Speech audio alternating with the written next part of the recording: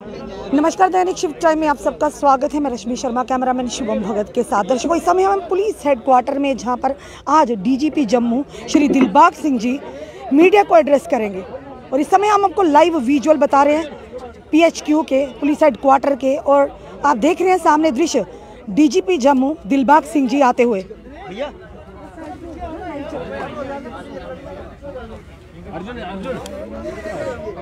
और इस समय हम आपको लाइव दृश्य बता रहे हैं डीजीपी जम्मू कश्मीर पुलिस की बात करें तो हमें गर्व है अपनी जम्मू कश्मीर पुलिस पर। जम्मू कश्मीर पुलिस के चर्चे सिर्फ देश में नहीं बल्कि विदेशों में भी जम्मू कश्मीर पुलिस के चर्चे हैं। जनता का विश्वास जम्मू कश्मीर पुलिस पर। और इस समय हम आपको लाइव दृश्य बता रहे हैं। इस समय पुलिस हेडक्वार्टर जम्मू में, जहां पर आज डीजीपी जम्मू दिलबाग सिंह जी मीडिया को एड्रेस करेंगे। इस समय लाइव दृश्य दैनिक शिफ्ट टाइम के माध्यम से।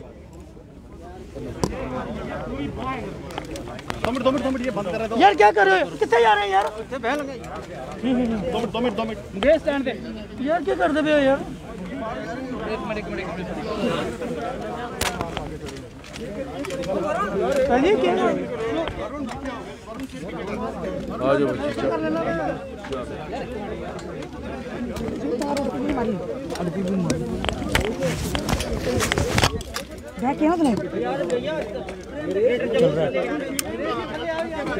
इस समय आप लाइव दृश्य देख रहे हैं दैनिक शिफ्ट टाइम के माध्यम से। डीजीपी जम्मू अब कुछ ही देर में मीडिया को संबोधित करते हैं। क्या कहना चाहेंगे आज आम जनता को? क्या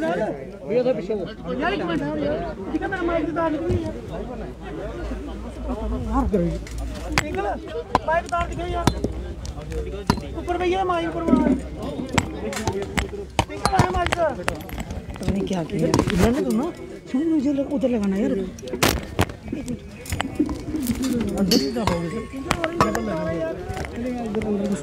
कैसे लगातार इधर से चले जाएगा, यहाँ पे नहीं जगह। जब आप लोग तैयार होंगे तो फिर बताना कि फिर हम अपनी बात करेंगे। All right.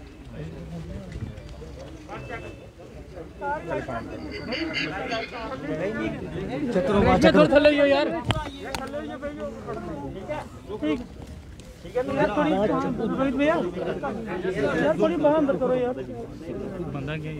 दोस्तों, सबसे पहले तो आज 2021 का आखिरी दिन है और कल 2022 का आगाज होने जा रहा है। मैं आप सबको नए साल के लिए मुबारकबाद देता हूँ, गुड विशेस देता हूँ जम्मू कश्मीर पुलिस की तरफ से और अपनी तरफ से। और दुआ करता हूँ कि आने वाला साल पिछले सालों के मुकाबले में और ज़्यादा पीसफुल हो और लोगों के लिए और बेहतर साल साबित हो। साथियों, 2021 का हम लोग अगर लेखा जोखा करें तो एक और कामयाब साल जो है वो Jammu Kashmir police, security forces, duty Jammu and Kashmir और हमारे लोगों के लिए रहा है। हमने कोशिश की कि हम पहले के मुकाबले में और बेहतर माहौल अपने लोगों को दे सकें और पीसफुल माहौल लोगों को दे सकें। और मुझे ये बताते हुए खुशी है कि हमारी कोशिशें कामयाब हुई और बहुत हद तक सिक्योरिटी के सारे पैरामीटर जो हैं वो पहले सालों के मुकाबले में और ज़्यादा बेहतर हुए। आप लोग हमेशा इंटरेस्टेड होते हैं कि जानने में कि टेररिज्म जो जम्मू कश्मीर के लिए एक बीमारी, एक मर्ज की तरह पिछले 30 सालों से लगा है, उसका क्या सूरत हाल रही, साल के दौरान किस तरह का काम रहा। और मुझे ये खुशी है कहते हुए कि पिछली रात 100 कामयाब ऑपरेशन का टारगेट पूरा हुआ और 100 कामयाब ऑपरेशंस के अंदर 182 दहशतगर्द जो 182 जो अलग अलग तंजीमों के साथ वाबस्ता हैं वो इसमें न्यूट्रलाइज हुए और एक बहुत बड़ा एरिया कश्मीर का और जम्मू का जो आतंक के साए में लंबे अरसे से चल रहा है, उनमें मुझे लगता है कि लोगों को कुछ चैन की सांस लेने का मौका मिला।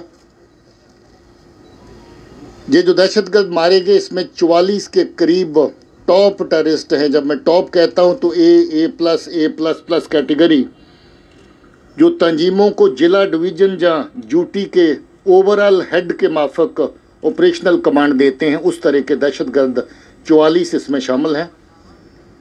और इन 44 के अंदर भी अगर मैं फर्दर बताऊं तो लश्कर के 26 टॉप कमांडर, जैश के 10, हिजबुल मुजाहिदीन के 7 और अल बदर का 1, 44 टॉप कमांडर साल के दौरान मारे गए। और ये वो टॉप कमांडर हैं जो लोगों की जान और माल के साथ कैसे खिलवाड़ करना है, लोगों की रोज़ की ज़िंदगी को कैसे डिस्टर्ब करना है, पाकिस्तान के इशारों पे मौत का नंगा नाच यहाँ पर कैसे रचाना है, उसकी साजिशें बनाने में शामिल रहते हैं। और लोगों को हर तरह का वो नुकसान करने के लिए और उनके अंदर डर और खौफ की फीलिंग पैदा करने के लिए हर वो कार्रवाई करते हैं जिसमें जहाँ पर लगे कि माहौल शांत नहीं है, माहौल अच्छा नहीं है। कि 44 टॉप कमांडर और 182 दहशतगर्दों के सफाई के साथ मुझे ये बताते हुए भी खुशी है कि पहली बार पिछले बहुत सालों में सबसे कम दहशतगर्द जो इस वक्त एक्टिव हैं उनकी गिनती बची है। बड़े लंबे अरसे के बाद ये फिगर इतनी नीचे आई है। जहां हिंटरलैंड में अलग अलग जगहों पे कामयाब ऑपरेशन हुए, वहाँ हमारी बॉर्डर की ग्रिड जिसमें आर्मी, पुलिस, BSF सब लोग शामिल हैं, उस फ्रंट के ऊपर भी बड़ा कामयाब साल रहा। और बड़े लंबे अरसे के बाद इन्फिल्ट्रेशन का मेयार, इन्फिल्ट्रेशन का लेवल भी बहुत कम रहा। पूरे साल के अंदर सिर्फ 34 इस तरह के दहशतगर्द इन्फिल्ट्रेट करके इस पार आ पाए, जिनमें से काफ़ी लोगों का सफाया 182 के अंदर हो चुका है और बाकी की तलाश जारी है। और लैंड ऑर्डर के फ्रंट के ऊपर अगर देखें तो मुझे लगता है कि ये फिर नहायत ही कामयाब तरह का एक साल रहा है। स्टोन पेल्टिंग जिसको धीरे धीरे लोग भूल रहे हैं, एजिटेशंस जिसको धीरे धीरे लोग भूल रहे हैं, बंद कॉल्स जो लोगों को चलते हुए काम को रोकने का काम करती थी, लोगों के कारोबार, बिजनेस, बच्चों की पढ़ाई, हर तरह की चीज़ को मुतासर करती थी, लगभग ना के बराबर हो गई है। और लैंड ऑर्डर तो 60 to 70% तक इम्प्रूवमेंट और ज़्यादा होगी। ये चंद ऐसे इंसिडेंट हुए जहां बहुत ही लोकलाइज्ड लेवल के ऊपर बड़ी कम तादाद में लोग निकले, मगर कार्रवाई बहुत इफेक्टिव पुलिस की तरह प्रभावी कार्रवाई की गई, जिसमें बहुत सारे लोग जो स्टोन पेल्टिंग में शामिल थे उनके खिलाफ सख्त कार्रवाई भी करी गई। और जो बिल्कुल छोटी उम्र के बच्चे हैं उनको समझाने की कोशिश भी की गई कि ये रास्ता अभी तक किसी को रास नहीं आया है, नुकसान होता है, आप भी इस रास्ते से बच के रहिए। आप ये भी जानना चाहते होंगे कि जो टेररिस्ट के रैंक में रिक्रूटमेंट होती है उसका क्या हाल रहा। ये साल उस लिहाज से भी बड़ा कामयाब साल था। कुल मिलाकर के 134 नए दहशतगर्द जो हैं, मैं कहूँगा नए यूथ जो रास्ते से भटके और टेररिस्ट के रैंक्स में शामिल हुए। मगर बड़ी कामयाबी की बात यह है कि 134 के अंदर साल के दौरान ही 72 जो हैं वो अलग अलग जगहों पे मारे गए, 22 लोग पकड़े गए और इन 134 के अंदर सिर्फ 40 लोग ऐसे बचे हैं। और जो नए दहशतगर्द शामिल होते रहे उनकी शेल्फ लाइफ जो हुई वो इतनी कम हो गई कि कभी कभी 24 घंटे भी हो गई। आज ज्वाइन किया और 24 घंटे के अंदर सफाया हुआ, 1 महीना भी रही और ज़्यादातर 3 से 4 महीने की शेल्फ लाइफ रही। 40 के करीब लोग एक्टिव हैं जो ताज़ा शामिल हुए हैं। हमारी उम्मीद है कि वो वापस लौटेंगे घरों को, हथियार रखेंगे दुश्मन के जो उनके हाथ में थमाए गए, और फिर से अपनी ज़िंदगी अमन से शुरू कर सकते हैं। किसी अगर दहशतगर्दी की कार्रवाई में वो शामिल ना हो, उनके खिलाफ कार्रवाई नरम से नरम करने का भी सोचा जा सकता है। जहां इतनी बड़ी तादाद में कामयाब ऑपरेशन हुए, उसके साथ साथ बहुत सारे लोगों को फिर से वापस लौटने का, जिंदा वापस लौटने का मौका भी दिया गया। 80 के करीब ऐसे लोग हैं जिनको पकड़ा गया, 80 टेररिस्ट ऐसे हैं जिनको पकड़ा गया। केसेस ऑफ कोर्स उनके खिलाफ चलेंगे, मगर उनकी जान जो है एनकाउंटर्स के दौरान जो लोग हथियार थामे रखते हैं और आखिर तक अपना काम करते हैं, वो मारे जाते हैं, उससे उनकी जान बची। इसी तरीके से जो दहशतगर्दी की पूरी सांसें जिसकी बुनियाद पे चलती है, OGW जिसको कहते हैं, OGW जो हर रंग में पाया जाता है, सफेद, काला, नीला, हरा, पीला, व्हाइट कॉलर, किसी भी रूप में, किसी भी उम्र में पाया जाता है, 14 साल से लेकर के 80 साल की उम्र तक का, किसी भी सेक्स में पाया जाता है, मर्द भी हो सकता है, औरत भी। पढ़ाई की कोई सीमा नहीं, अनपढ़ भी हो सकता है और इंटेलेक्चुअल भी, रनर भी और गनर भी हो सकता है, फीडर भी और फॉर्डर भी है। हर तरह की परिभाषा उसकी कम पड़ती है और वो लोकल भी है और ग्लोबल भी है। कश्मीर के अंदर भी बैठा है, पाकिस्तान के अंदर भी है, टर्की में, सऊदी में भी है और इंग्लैंड और जर्मनी में भी है। हमारी कोशिश है कि हम लोकल को भी डील करें और ग्लोबल को भी डील करें। बहुत सारे ग्लोबल OGW जो हैं उनको हम लोगों ने कानून के दायरे में लाया है, बहुत सारे हमारे निशाने पे हैं, उनको आने वाले वक्त में कानून के दायरे में लाया जाएगा। मुझे इस बात को कहते हुए तकलीफ महसूस होती है कि हमारे 20 बहादुर पुलिस के जवानों ने अपनी जान की आहुति दी। 20 जवान दहशतगर्दी के खिलाफ लोगों के हक में काम करते हुए, अमन के लिए काम करते हुए शहीद हुए। मैं जम्मू कश्मीर पुलिस और बाकी सिक्योरिटी फोर्सेस की तरफ से उनको नमन करता हूं, श्रद्धांजलि पेश करता हूं। इसके साथ साथ 23 और जवान जो बाकी सिक्योरिटी फोर्सेस के हैं, उनकी शहादत हुई, हम सब उनको भी अपनी तरफ से श्रद्धांजलि पेश करते हैं। मगर ये बता दूं कि 20 और 23 का आंकड़ा अगर गिनती के हिसाब से लें तो ये गिनती पहले के मुकाबले में काफ़ी कम हुई है। ये एक अच्छी बात है। जहां ऑपरेशनल कामयाबियां बहुत बड़ी हैं, हमारे लोगों का नुकसान जो है कम हुआ है। और एक और बता दूं कि चंद रोज पहले जो हमारी पुलिस की बस के ऊपर अटैक हुआ था पंथा चौक जैवन की रोड पे, पिछले 36 घंटे के अंदर 9 दहशतगर्द जैश ए मोहम्मद के मारे गए हैं और उन सब लोगों का सफाया हो चुका है जो इस अटैक में शामिल थे। मैं ये भी बता दूं कि जितनी भी सिविलियन किलिंग्स इस साल के दौरान हुई, जितनी भी SF किलिंग इस साल के दौरान हुई, उसमें शायद ही कोई दहशतगर्द लोकल या पाकिस्तानी किसी भी आउटफिट से जो संबंध रखता है वो जिंदा बचा हो। सबका सफाया हो चुका है और मुझे सिर्फ 2 लोगों के नाम अभी भी मेरे ख्याल में हैं जो अभी बचे हुए हैं।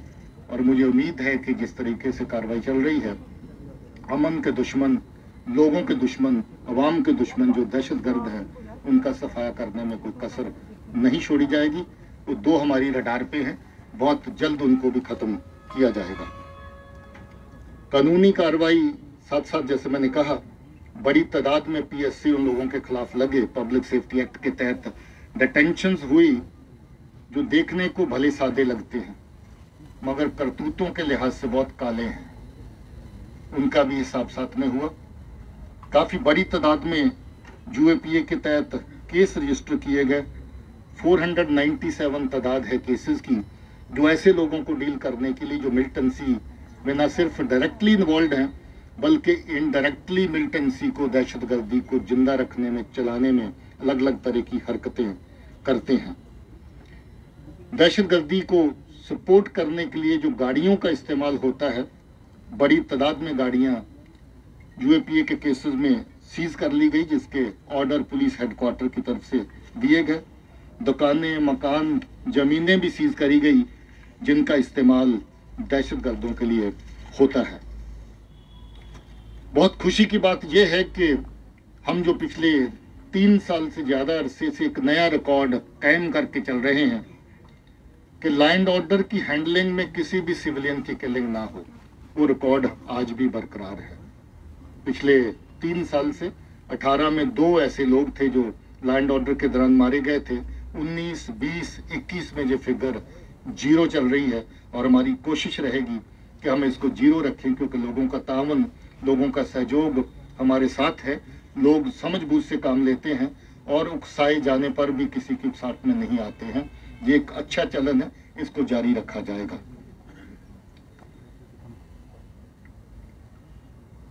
ड्रग्स का एक नया खेल जो पाकिस्तान की तरफ से शुरू हुआ है।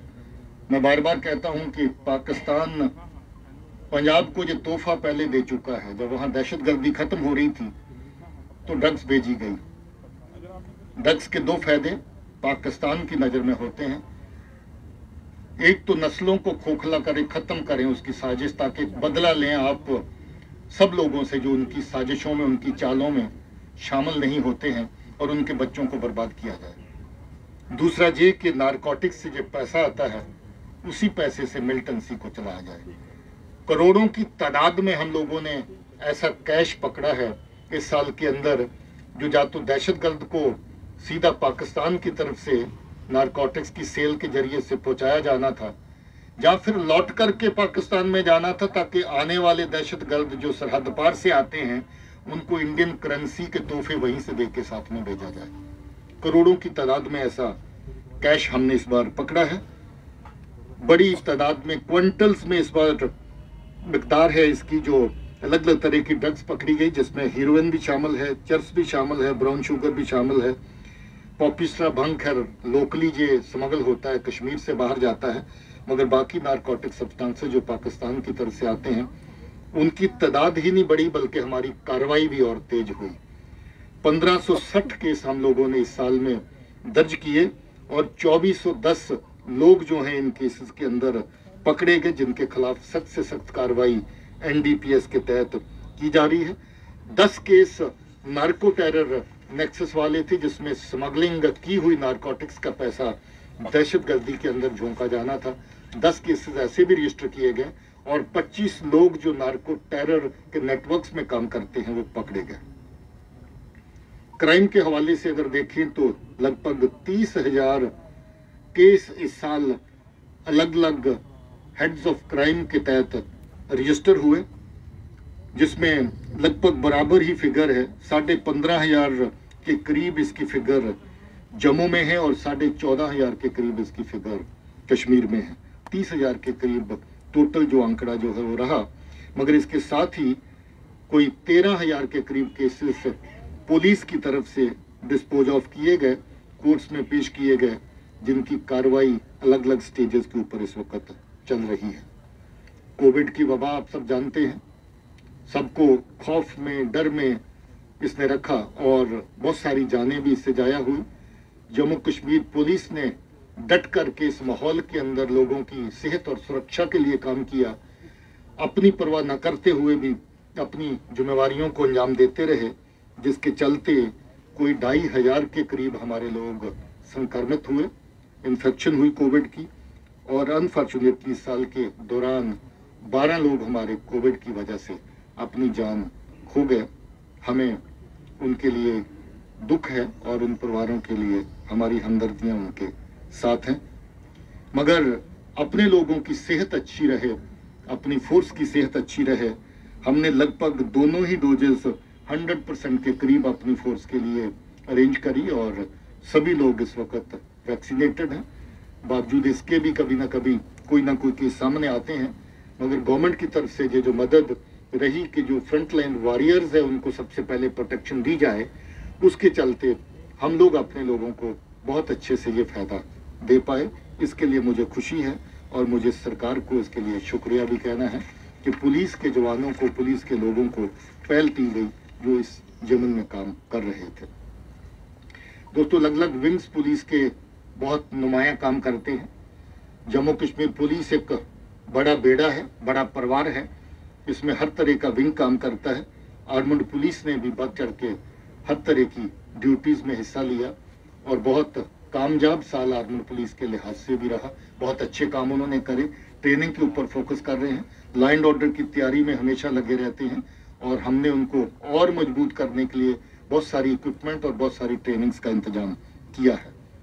ट्रैफिक का विंग जिसके एडीजी साहब मेरी दाहिनी तरफ बैठे हुए हैं, नंग्याल साहब, बहुत अच्छा काम ट्रैफिक ने किया।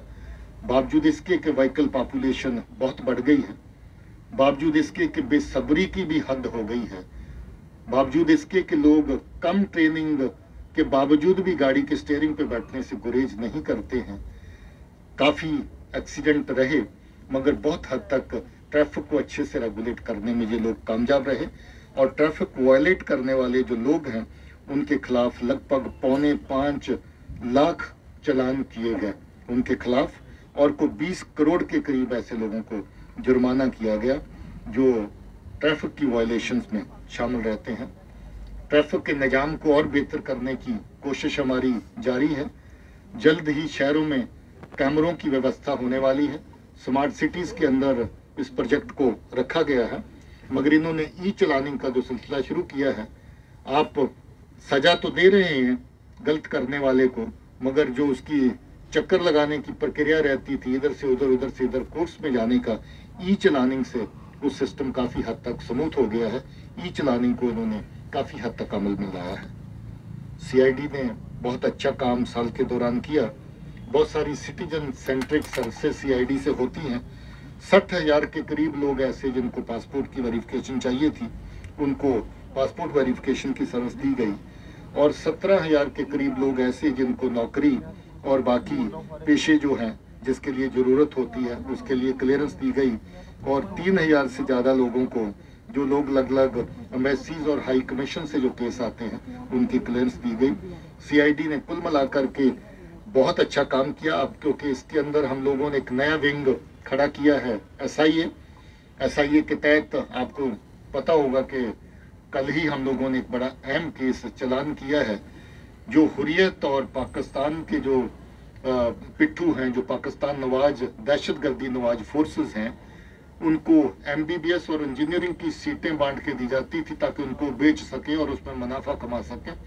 उसमें कल ही पहला केस एसआईए की तरफ से चलान हुआ है।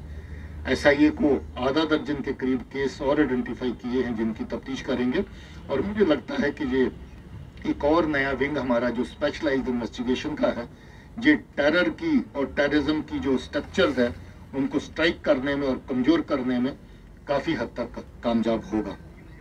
Crime branch ADG special DG Arun Chaudhary साहब देखते हैं, और काफ़ी अच्छा काम साल के दौरान रहा। 110 केसेस इन्होंने साल के दौरान रजिस्टर किए और इन्वेस्टिगेट किए, और 99 केस जो हैं वो कोर्ट्स में चलान किए गए। सो 110 की रजिस्ट्रेशन के बावजूद 99 केसेस का चलान पेश करना मुझे लगता है कि काफ़ी अच्छी कारकर्दगी है। एएनटीएफ का एक और नया विंग जो पिछले साल हम लोगों ने खड़ा किया था, बहुत अच्छे तरीके से ड्रग्स के खिलाफ काम कर रहा है। 20 केसेस एएनटीएफ के थानों में रजिस्टर किए गए, और उसमें 20 लोग जो नारकोटिक्स की तस्करी में इन्वॉल्व हैं उनको पकड़ा गया, उनके खिलाफ कानूनी कार्रवाई जो है वो की गई। हमने एक जेके ई कॉप नई एक ऐप चालू करी है, बहुत अच्छी एप्लीकेशन है। इसको आप चाहें तो एप्लीकेशन को डाउनलोड करके कहीं से भी एक्सेस कर सकते हैं। कोई 1.5 दर्जन के करीब ऐसी सर्विसेज हैं जो आप ऑनलाइन उस ऐप के जरिए से ले सकते हैं। हम लोग चाहेंगे कि स्पेशल डीजी क्राइम इस ऐप को और ज़्यादा पॉपुलराइज करें ताकि लोगों को ज़्यादा पता चले, मगर उसमें 1.5 दर्जन के करीब सर्विसेज आप लोग ऑनलाइन हासिल कर सकते हैं, जिसके लिए आपको खुद जाने की ज़रूरत नहीं पड़ेगी। सीसीटीएनएस हमारा देरीना प्रोजेक्ट चल रहा था, उसको हमने पूरी तरह से गोलाइव कर दिया है, और इसको और स्ट्रेंथन करने की कोशिश कर रहे हैं, क्योंकि सीसीटीएनएस आने वाले टाइम पे हमारा जो आईसीजेएस है उसका एक बहुत ही अहम हिस्सा बन गया है, और बहुत सारी चीज़ें जो हो सीसीटीएनएस की बुनियाद के ऊपर ही प्लान होती हैं। पॉलिसी डिसीजंस, पॉलिसी प्लानिंग, इसको और ज़्यादा मजबूत इस प्रक्रिया को करने के लिए एडीजी हेडक्वार्टर और स्पेशल डीजी क्राइम लगे हुए हैं। जवानों का वेलफेयर हमारे लिए सर्वप्रिय है। हमारे जवान खुश रहें, खुशहाल रहें। जहां वो इतना बेहतर काम करते हैं, महकमे की तरफ से, सरकार की तरफ से जो सुख सुविधाएं उनको दी जा सकती हैं, उसका हमेशा ख्याल रखा जा सके। मुझे खुशी है कि इस बार इस साल में 9000 के करीब लोग ऐसे हैं जिनको हमने प्रमोट किया, प्रमोशन दी अलग अलग रैंक में, जिसमें 325 लोग आउट ऑफ टर्न प्रमोशन वाले भी हैं जो अच्छा काम करने के लिए, आउटस्टैंडिंग काम परफॉर्म करने के लिए जिनको कंसिडर किया जाता है और आउट ऑफ टर्न प्रमोट किया जाता है। इसी तरीके से 3500 के करीब लोग हैं जिनको इन सिटू प्रमोशन मिली। हमारे जो लोग शहीद हो जाते हैं या बाकी लोग जो सर्विस के दौरान जिनकी डेथ होती है, मौत वाक़ई होती है, उनके बच्चों को रोजगार मिले, उसके लिए 216 केस हम लोग क्लियर कर चुके हैं। मैं सरकार को शुक्रिया कहना चाहता हूं, एलजी साहब को और ऑनरेबल होम मिनिस्टर साहब को। हमारे बहुत सारे केसेस ऐसे थे जो पुराने हो गए थे, एसआरओ केसेस, उसमें कोई ना कोई कहीं ना कहीं इस तरह की कमी थी जिसके चलते हम लोग उनको क्लियर नहीं कर पा रहे थे।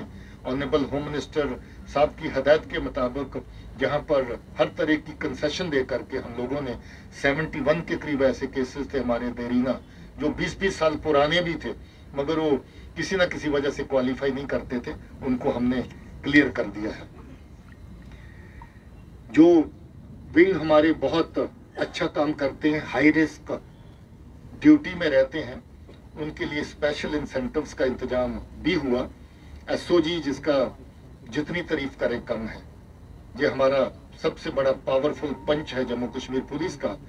रात के ऑपरेशन की बात करें जिसमें 3 खूंखार आतंकी मारे गए, तो एसओजी लेड ऑपरेशन था, एसओजी ने इसमें काम किया। और हमारे जो आर्मड पुलिस के जवान जिनकी बस के ऊपर हमला हुआ था चंद ही रोज पहले, बहुत जल्द इसका निपटारा करने में, न सिर्फ केस को सॉल्व करने में मगर उन दहशतगर्दों का सफाया करने में एसओजी कामयाब हुआ। एसओजी बहुत सारे कामयाब ऑपरेशन थ्रू आउट स्टेट सभी जिलों में कर रहा है। मैं एसओजी को मुबारकबाद भी देता हूं कि उनकी फॉर्मल स्ट्रक्चर सैंक्शन हो गई है और साथ ही साथ उनको नए इंसेंटिव भी दिए गए हैं जिसमें उनको काम करने के लिए और ज़्यादा जो जो जो इनकरेजमेंट मिले। और मैं इसके लिए सरकार को शुक्रिया कहना चाहता हूं, दोनों ही जगह पे, जहां पर लोकल लेवल पे और एमएचए के लेवल पे जिसने किया। आप लोग हमेशा एसपीओ की बात करते हैं, हमें भी उसकी फिक्र रहती है। एसपीओ का लेवल काफ़ी आगे बढ़ गया, 6000 से 18000 तक पहुंचने वाला, अब उससे ज़्यादा भी आगे इनको फायदा हो सके हमारी कोशिश जारी रहेगी, उस जीवन में भी हम काम करेंगे। इसी तरीके से एसएसएफ को स्पेशल इंसेंटिव दिया गया, एसीबी में काम करने वाले लोगों को स्पेशल जो है इंसेंटिव दिया गया। हमने 2 नई बटालियन सिक्योरिटी बटालियन में कन्वर्ट कर दी क्योंकि सिक्योरिटी की कमिटमेंट्स के लिए हमारी नफरी कम पड़ती थी। 2 बटालियंस को हम लोगों ने अपनी नई बटालियन जो सिक्योरिटी के ज़मन में काम करेंगे, सिक्योरिटी विंग के लिए काम करेंगे, वो तैयार किया है। और जो नॉन फंक्शनल ग्रेड जिनको ज़्यादा लंबा अरसा प्रमोशन नहीं होती है, उनको कम से कम मॉनेटरी इंसेंटिव मिल सके, जिसमें जम्मू कश्मीर पुलिस की गस्टेड सर्विस मेनली आती है। 120 लोगों को साल के दौरान इस तरह का जो है वो नॉन फंक्शनल ग्रेड जो है वो दिया गया। मुझे लगता है कि उसमें सेटिस्फेक्शन का लेवल गस्टेड कार्डर के अंदर भी काफ़ी अच्छा हुआ है। ट्रेनिंग्स का मैंने जिक्र किया, 12000 के करीब लोग ऐसे हैं जिनको अलग अलग ट्रेनिंग कोर्सेज दिए गए। और पासिंग आउट परेड बहुत ही बेहतरीन परेड, एसडी जमवाल मेरे पास बैठे हैं, पिछली बार हमारे ट्रेनिंग एकेडमी में उधमपुर में एसकेपीए में हुई और वो जवान बेहतरीन ड्यूटी जो ट्रेनिंग सेंटर से निकले इस वक्त ग्राउंड के ऊपर कर रहे हैं, हमें फ़ख्र है। उसमें एक हमारे सब इंस्पेक्टर अरशद की शहादत हुई अपना काम करते हुए, मगर बहुत पॉपुलर अफसर था। मैं उनके घर तक गया, जाके देखा कैसे लोग उसको याद करते थे उसकी शहादत के बाद भी। शहीदों के नाम पे अलग अलग जगहों पे उनके यादगारी सड़कें, यादगारी स्कूल उनके नाम पे रखे जा रहे हैं, जिस सरकार की तरफ से खासतौर पे होम मिनिस्ट्री और एलजी साहब की तरफ से बहुत ही एक मैं समझूंगा कि बढ़िया कदम है, जिसमें लोग अपने इलाके में जो लोगों के लिए शहादत देने वाले हैं उनको याद कर पाएंगे, उनकी यादगारियाँ जो हैं वो उनको देखेंगे। और मुझे लगता है कि बाकी लोगों के लिए भी ये इनकरेजमेंट का स्रोत रहेगा कि पुलिस को लोग इज्जत के नज़रिए से, हमारे शहीदों को लोग इज्जत के नज़रिए से देखते हैं और इज्जत और सम्मान देते हैं।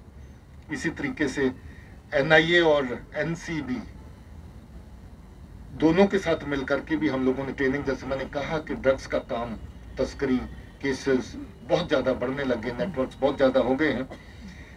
केसेस की तफ्तीश जो है टेरर रिलेटेड केसेस की और बेहतर तरीके से करने की जरूरत है।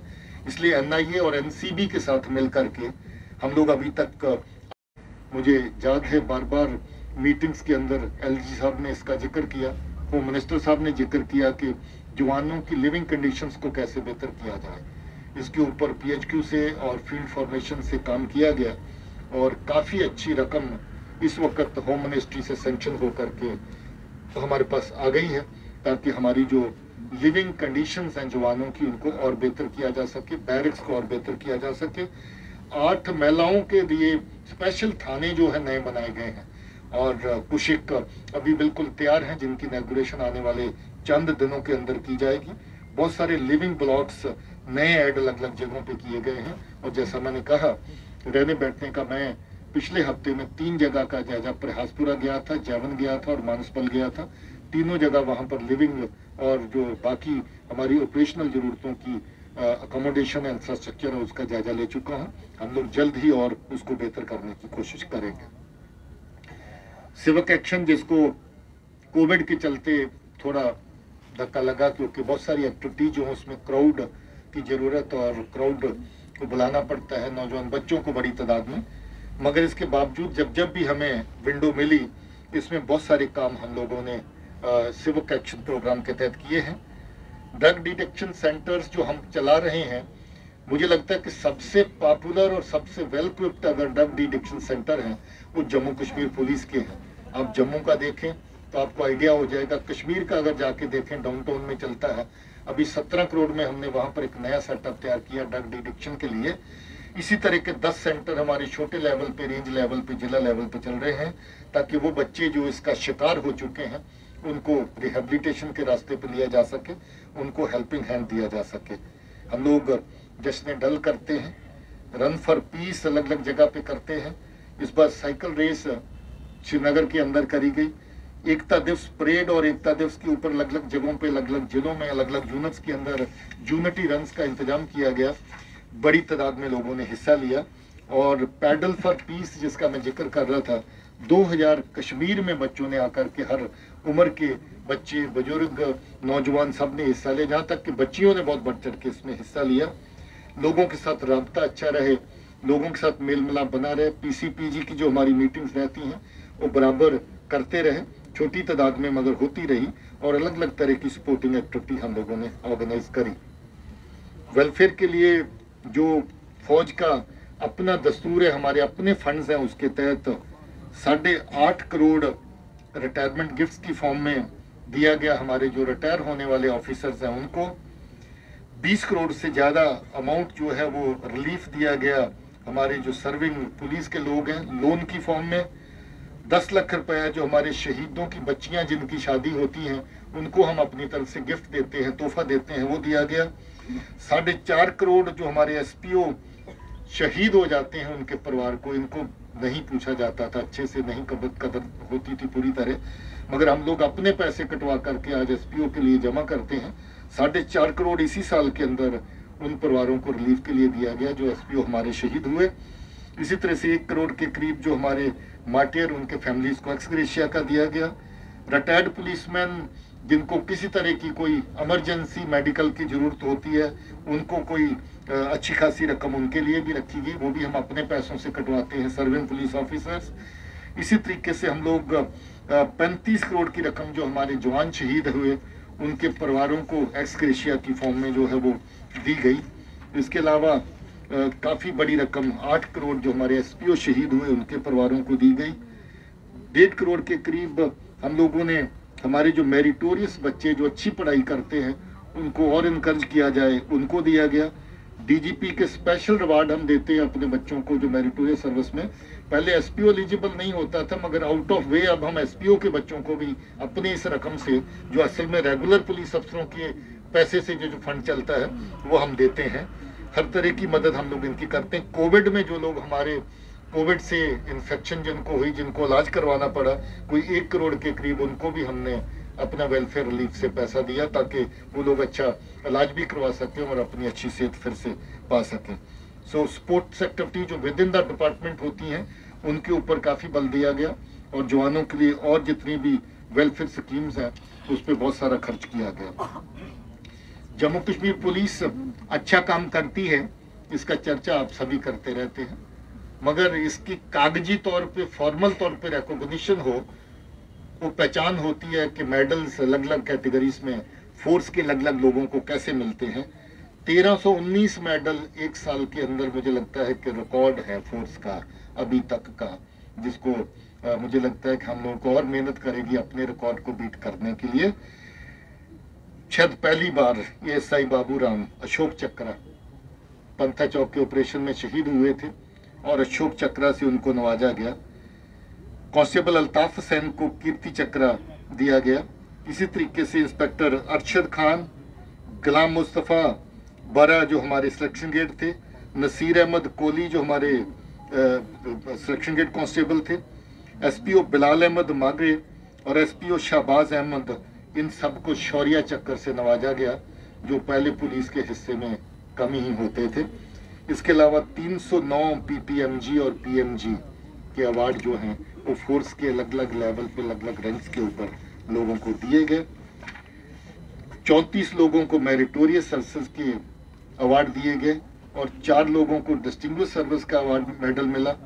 8 लोगों को union home ministers medal for excellence in police training, ये नया एक मेडल इजाद किया गया। ऑनरेबल होम मिनिस्टर बहुत फोकस करते हैं कि ट्रेनिंग अच्छी हो, तफ्तीश अच्छी हो, सो ट्रेनिंग का मेडल और तफ्तीश के नए मेडल जो हैं वो जारी किए गए हैं। इसमें 8 मेडल जो हैं वो हमारे जम्मू कश्मीर पुलिस के लोगों को मिले। 314 JKPMG जो हमारा जहां का पुलिस मेरिटोरियस जो मेडल रहता है वो मिला, गैलेंट्री मेडल रहता है वो मिला 314 को, और 12 लोगों को JK का मेरिटोरियस मेडल जो है मिला। स्पोर्ट्स में भी जम्मू कश्मीर पुलिस ने कोविड के बावजूद जहां जहां भी इवेंट्स हुई, बहुत अच्छा जो है ऑनर्स जम्मू कश्मीर पुलिस के लिए और JK ड्यूटी के लिए लाए। इसका मैं बड़ी तफसील से जिक्र नहीं करना चाहता हूं, क्योंकि जम्मू कश्मीर पुलिस जिस भी फ्रंट पे चलती है वहाँ कोई ना कोई लॉरल्स लेकर के ही लौटती है। इसमें हमारी वाटर स्पोर्ट्स टीम ने बहुत अच्छा काम किया, अलग अलग तरह के मेडल लिए। इसी के साथ एक नया जो है मार्शल आर्ट्स का एक पैनकेक सिलत कहते हैं, वो नया नया शुरू हुआ है, पिछले 1-2 साल पहले शुरू हुआ था, उसमें हमारे लोगों ने मेडल लाए। बाकी जो आपकी टीम इवेंट्स हैं उसके अंदर भी बहुत सारे मेडल जो टीम ने लाए। मुझे खुशी है पूरे साल का लेखा जोखा देने के बाद ये कहते हुए कि जम्मू कश्मीर पुलिस के लिए, हमारे लोगों के लिए, हमारे अवाम के लिए, आप सबके लिए ये एक और कामयाब साल बन के गुजरा है और हमारी कोशिश रहेगी कि 2022 जो है वो इससे भी बेहतर हो। Sir, my question is that everybody has been appreciating the role of the police, but there is one section that keeps on demonizing police. We have seen that after Hyderabad and Jammu, they have been casting aspersion. Now, Sikh report is there, again they are doubting. Now, my question is that as a man in uniform, as a police chief, do you feel hurt when the people whom you are guarding, they suspect you, they doubt you? We definitely feel hurt with the kind of utterances that they make. They're very irresponsible to start with and to see the least. It's very irresponsible on the part of certain people who are not part of the investigation, who do not know anything about the investigation, about the ground situation. And they're the people actually who themselves have seen this kind of scenario for years and years. And they know the reality actually on ground. But I think counting votes on dead bodies, maybe perhaps the mission, I don't think we'll be allowing them to succeed in that kind of mission. We have already made it clear, anybody having any evidence, there were 2 forums available to do. One was the magisterial inquiry. Anybody having anything should have gone to the magistrate who was conducting the inquiry. And if they still have something, we have an investigation team which is working there. Why don't they go and present that evidence before them? We have made it crystal clear that the operation was neat and clean. We have made it crystal clear that police and the forces have done their professional work. And we've also made it clear that those utterances are somehow violative of law. And maybe that at some stage, if people don't mend their ways, maybe that law would take its own course.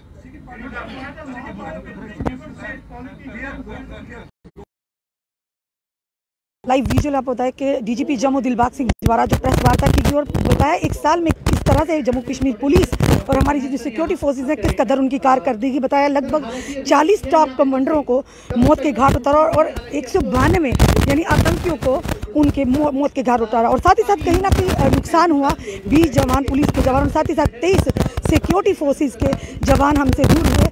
और कहीं ना कहीं कहेंगे हम salute करते हैं अपनी Jammu Kashmir police को, हमारी सुरक्षा बलों को और जितनी पैरामिलिट्री फोर्सेस को, क्योंकि बार बार हम यही कहते हैं कि जिस तरह से जम्मू कश्मीर पुलिस की बात करें तो हमारे देश में नहीं बल्कि विदेश में भी जम्मू कश्मीर पुलिस के लगातार चर्चे हैं।